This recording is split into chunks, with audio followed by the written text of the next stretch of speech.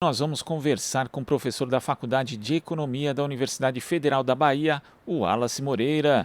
Bom dia, Wallace. Bom dia, Glauco. Bom dia a todos que nos estão assistindo e também nos ouvindo. Um prazer mais uma vez estar aqui falando contigo e com todos que estão nos assistindo e ouvindo. Prazer é nosso, Wallace. Ontem, uma nota, a Associação Juízes para a Democracia, a JD, reiterou uma denúncia que já havia sido feita sobre a existência de manipulação política no âmbito da denominada Operação Lava Jato. E agora veio à tona de novo o assunto por conta da notícia das possíveis candidaturas do ex-juiz Sérgio Moro e também do ex-procurador Deltan Dallagnol nas eleições do ano que vem. E os magistrados assinalam, Wallace, que além dos ataques feitos ao sistema democrático, a Lava Jato também trouxe graves consequências econômicas ao país. Vou ler aqui o trecho. Aos danos à democracia somam-se a destruição da indústria naval e da construção civil brasileiras, entre outros nefastos efeitos do lawfare praticado por esses que agora, sem pudor algum, desvelam quais eram suas verdadeiras intenções: a manipulação da justiça em proveito próprio. Na semana passada você fez um fio no Twitter falando a respeito das perdas ocasionadas pela Lava Jato. Eu queria que você falasse a respeito desse aspecto. Como a operação acabou afetando a economia brasileira, Wallace? Bom, Glauco, antes de mais nada, assim, a Lava Jato, desde o princípio, né, adotou uma postura em relação à problemática da corrupção extremamente problemática. Porque, veja, a corrupção, ela não se combate da forma como a Lava Jato conduziu o processo no país, né? Para além de todas as questões de finalidades políticas que cada dia mais vai ficando em evidência, né, o partidarismo por parte da Lava Jato, os interesses por parte dos membros da Lava Jato. Quando se há casos de corrupção, muitos países, eles não punem as pessoas jurídicas, você pune pessoa física. Por que isso? Porque quando você pune pessoas jurídicas, você penaliza a economia de um país. Você paralisa e chega até fechar empresas, que foi o que aconteceu, gerando um processo de desemprego, redução de investimento. E isso se agrava muito quando a gente está falando das principais empresas no país naquele momento. A gente está falando de empresas e setores com alta capacidade de internacionalização, né, com alta inserção no mercado internacional. As construtoras do Brasil, por exemplo, elas tinham um alto poder de competitividade, estavam se inserindo em vários países no mundo, ganhando licitações, fazendo grandes obras. A Petrobras, né, tinha acabado de descobrir o pré-sal, fazendo um elevado investimento na construção da infraestrutura da empresa, né, principalmente fortalecendo o setor de refinarias e fortalecendo cadeias produtivas através da garantia de demanda, como, por exemplo, como você mesmo falou, a indústria naval. Então, veja que a gente estava num caminho ali de construção de capacidades nacionais, de empresas nacionais, que, para além de dinamizar a atividade econômica interna, gerando investimento, gerando emprego, também internacionalizava o país através da exportação dos seus serviços, dos seus produtos. Então, quando a Lava Jato ela pune a pessoa jurídica e não a pessoa física, você penaliza essas empresas. E foi o que aconteceu. Só que, veja, lamentavelmente, pelos interesses políticos e a forma como a grande imprensa tratou a temática, isso foi ignorado. Isso foi completamente ignorado, né? E isso resultou em quebras de cadeias produtivas, num processo de redução de investimento da Petrobras, de enfraquecimento de cadeias produtivas como da indústria naval, de quebra de construtoras, né? Mas nada disso foi levado em consideração. E, mais recentemente, para entrar nessa questão dos estudos, dois estudos surgiram mostrando, né, os efeitos econômicos da Lava Jato.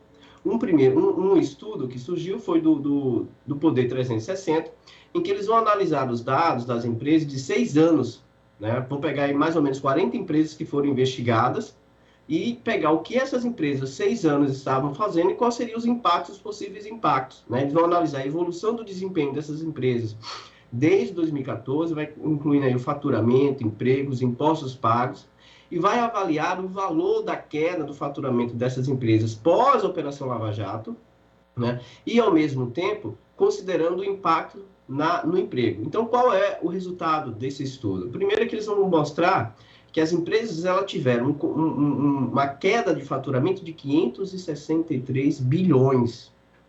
Né? Eles vão considerar essas 40 empresas, principalmente a Odebrecht, a Petrobras, a UTC, a Andrade Gutierrez, a Galvão Engenharia, a Camargo Corrêa. Né?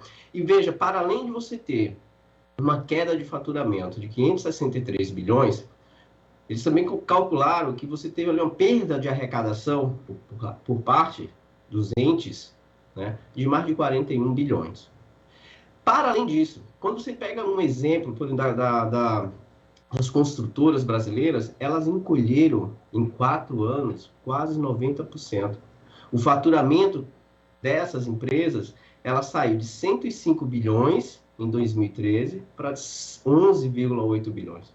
Ou seja, são empresas altamente competitivas, que estavam se internacionalizando, que estavam operando fora do país, contribuindo para nós termos a remessa de lucro de empresas nacionais para o Brasil, melhorando o resultado das nossas contas externas. Um outro ponto é, essa crise, né, de 563 bilhões, né, e de queda de arrecadação de quase 42 bilhões, vai gerar um impacto de uma perda de mais de 200 mil empregos.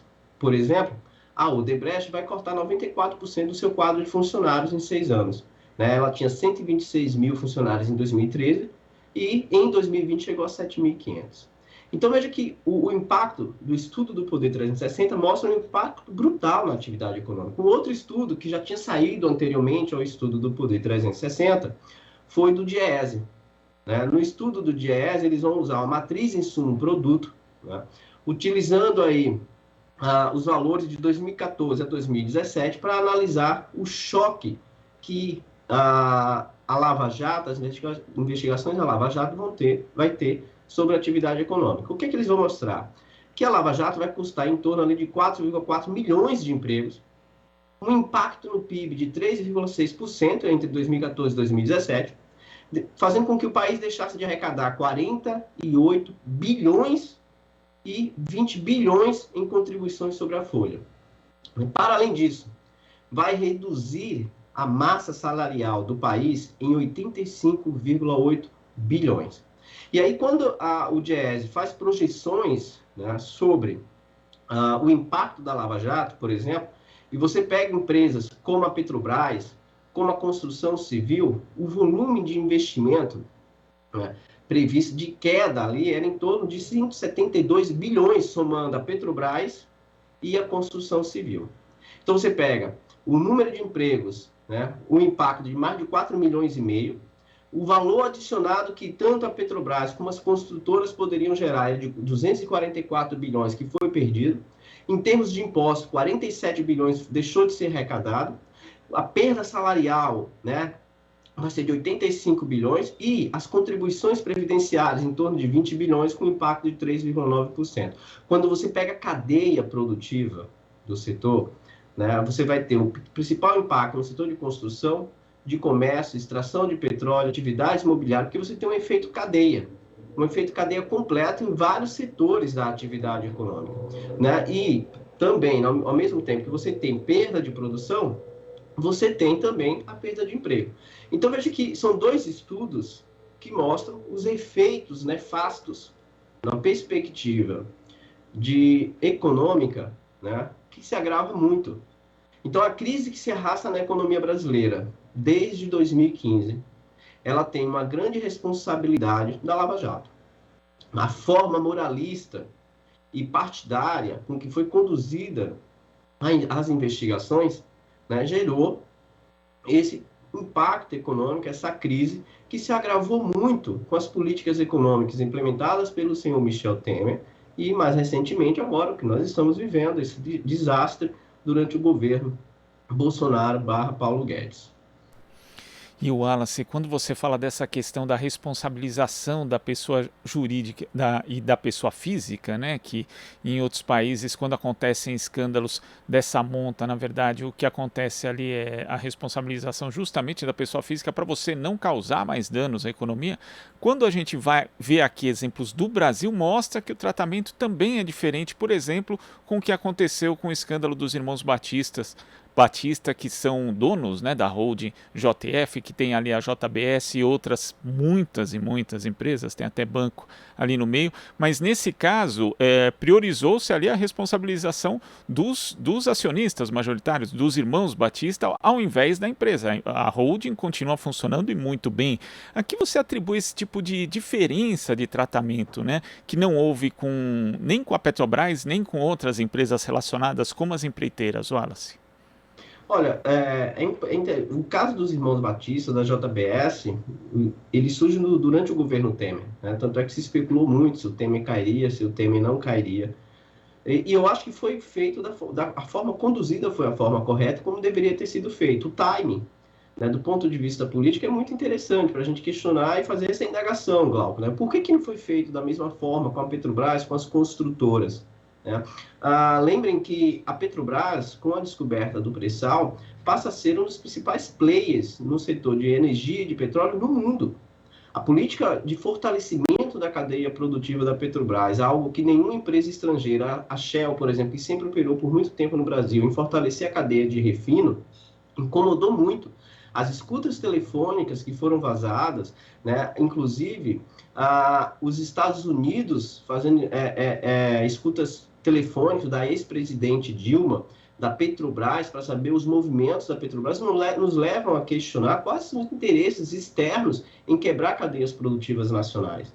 Eu acho que há vários elementos, questionamentos, que vão ficando cada dia mais em evidência dos motivos reais. Não é à toa que a política de preço de paridade de importação da Petrobras, a quebra de cadeia produtivas, vendendo mais de 80 ativos da Petrobras, em particular para empresas que também são investigadas por corrupção fora do país, né, vai deixando claro os interesses, tanto externos, do capital estrangeiro, interesses, por exemplo, dos Estados Unidos. O Le Monde fez uma reportagem ampla mostrando os interesses dos Estados Unidos e a aliança da Lava Jato com os Estados Unidos, como também o movimento dos atores da Lava Jato, como o senhor Sérgio Moro, como o senhor Deltan Dallagnol, né, vão deixando claro os interesses políticos. O senhor Sérgio Moro, ele sai do seu cargo de juiz e vai assumir o ministério no governo Bolsonaro, depois de ele ter feito vazar delações, né, que não tinha comprovação nenhuma. Isso vai ficando claro agora.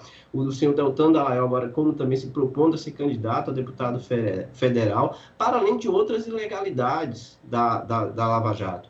Então, eu acho que, para além dos interesses nacionais de uma parcela da nossa sociedade, há também os interesses externos, Glauco, em quebrar cadeias produtivas. Não é trivial. As construtoras brasileiras, elas estavam ganhando licitação no mundo.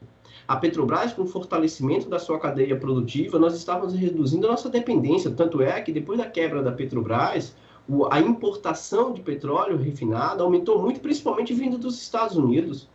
Principalmente vindo dos Estados Unidos, que era algo que nós estávamos reduzindo, né, fortemente, através da política de fortalecimento da cadeia produtiva do setor. Então, os interesses, eles não são únicos, né, de um ou outro, mas também tem interesses externos. E, na minha perspectiva, tudo indica, né, a reportagem do Le Monde mostra isso, que a Lava Jato tinha um determinado tipo de objetivo e serviço.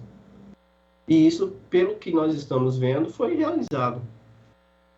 E você lembra esse ponto importante também, que foi a espionagem feita pela NSA, e na prática a Petrobras foi a única empresa espionada. Todos as outras pessoas que foram alvo de escutas ilegais, de interceptações telefônicas feitas pelo governo dos Estados Unidos ali no governo Dilma, eram autoridades. E aí a presidência da Petrobras ali era acompanhada também, a única empresa no caso.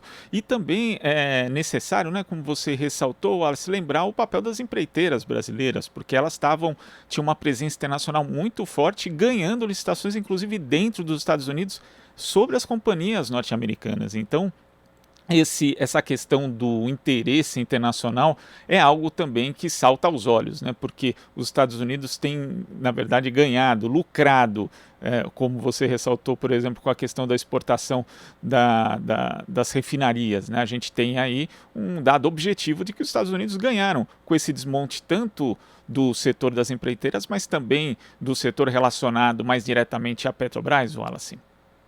Exato, veja, não é algo fortuito, Glauco, assim, não é algo de dizer assim, olha, aconteceu, não aconteceu, né? Há evidências que apontam para que houve uma articulação dos interesses. A própria reportagem do Le Monde, vários documentos, as mensagens vazadas, né, que foram denunciadas pelo The Intercept, pela reportagem do El País, vão mostrando que havia uma articulação dos Estados Unidos com a Lava Jato. E, consequentemente, as empresas norte-americanas e o próprio dos Estados Unidos ganham muito, como você mesmo falou, quebrar cadeias produtivas como as construtoras, né, gerou também o interesse de outros países e outras nações. Agora, se eventualmente tivermos um crescimento elevado, né, precisando fazer um processo de investimento em infraestrutura muito alto, por exemplo, agora nos Estados Unidos, o Biden conseguiu aprovar na Câmara o projeto de investimento em infraestrutura de $1 trilhão. Imagine você se hoje nós tivéssemos com as nossas construtoras, qual que seria a capacidade dela de concorrer a essas licitações? É óbvio, poderia não acontecer porque os Estados Unidos impõem regras para proteger suas cadeias produtivas internas, para proteger seus interesses. Compras públicas nos Estados Unidos são direcionadas, ao contrário do Brasil, para empresas nacionais. Né? Lamentavelmente, o Guedes e o governo Bolsonaro e o Guedes abriram as compras públicas para empresas estrangeiras. Olhem só. Então, a quebra dessas cadeias produtivas deixa em evidência claramente um projeto de destruição de país. E no caso da Petrobras, né, a gente tem que lembrar da indústria naval, porque antes ali da Petrobras ocupar esse centro do planejamento do desenvolvimento brasileiro, né, ali no governo Lula, a indústria naval tinha desaparecido do Brasil praticamente, né? Depois ela volta a ter uma relevância justamente por conta dessa reorientação política, e agora também ela voltou a sofrer rumo mais ou menos ao patamar anterior. Isso porque existia, né, uma coisa que era pouco falada à época, Wallace, que era a política de conteúdo local. Né, uma regra que estabelecia uma porcentagem mínima de utilização da indústria brasileira na fase de exploração e desenvolvimento, inclusive dos blocos do pré-sal. E isso vai acabando, o Brasil também perde, na prática, muito da sua soberania em termos econômicos quando isso é desmontado, Wallace? Exato. O que foi feito ali naquele momento foi uma política de usar uma empresa estratégica num setor estratégico em que a conjuntura era extremamente favorável. O preço do barril de petróleo estava elevado, os preços das commodities elevados, a Petrobras fazendo um investimento muito forte em fortalecimento de cadeia produtiva e se descobre o pré-sal através de pesquisa. Né? A descoberta do pré-sal, a engenharia nacional vai se fortalecer muito. E isso poderia ser usado para fortalecer cadeias produtivas correlacionadas. E era isso que a Petrobras estava fazendo, exercendo um papel de um ator relevante em prol do desenvolvimento nacional. E não só isso, com o fortalecimento da cadeia produtiva, a Petrobras tinha a capacidade de gerenciar o preço sem repassar para a sociedade, de forma imediata e irresponsável, né, a variação do preço do barril do petróleo. E controlava desta forma, ajudava, corroborava para controlar o nível inflacionário do país. Hoje, vejamos o que está acontecendo.